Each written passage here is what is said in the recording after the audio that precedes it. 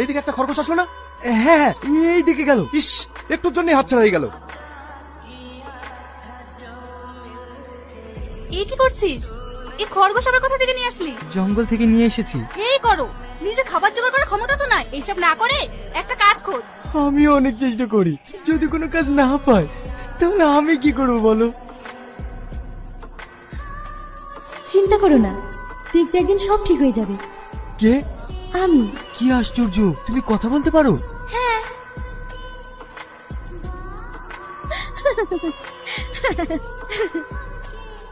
কে তুমি? তোমার বন্ধু।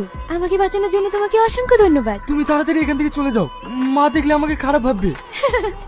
আরে ভয় পেও না, আমাকে তুমি ছাড়া আর কেউ দেখতে পাবে না। তার মানে তুমি খরগোশ না, পরী? হ্যাঁ।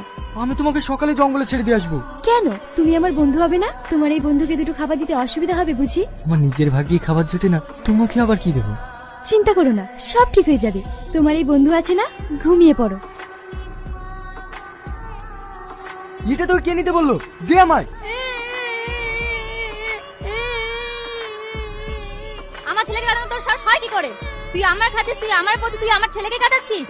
আজ আসুক বাড়িতে, আমি আর এভাবে থাকতে পারবো না। আর এই সংসারকে আমি আলাদা করে নেব।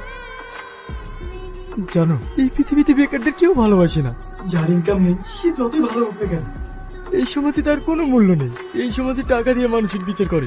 আমারও ভীষণ কষ্ট হয় গো। আমি আর এত কষ্ট সহ্য করতে পারছি না। আমি আর এত কষ্ট সহ্য করতে পারছি না।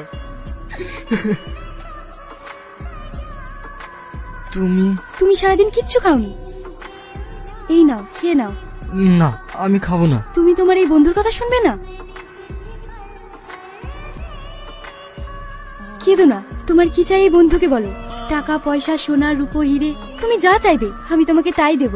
আমি একটু শান্তি চাই। তুমি এত ভালো কেন? একটা কথা বলবে? আমি শুনেছি পরীরা নাকি খুব খারাপ হয়, তাহলে তুমি এত ভালো কেন? মানুষের মধ্যে যেমন ভালো মন্দ আছে, তেমনি পরীদের মধ্যেও ভালো মন্দ আছে। একটা কথা বলবো? বলো। তুমি আমায় বিয়ে করবে? এটা কিভাবে সম্ভব? একটা পরী আর মানুষের কখনো বিয়ে হয়?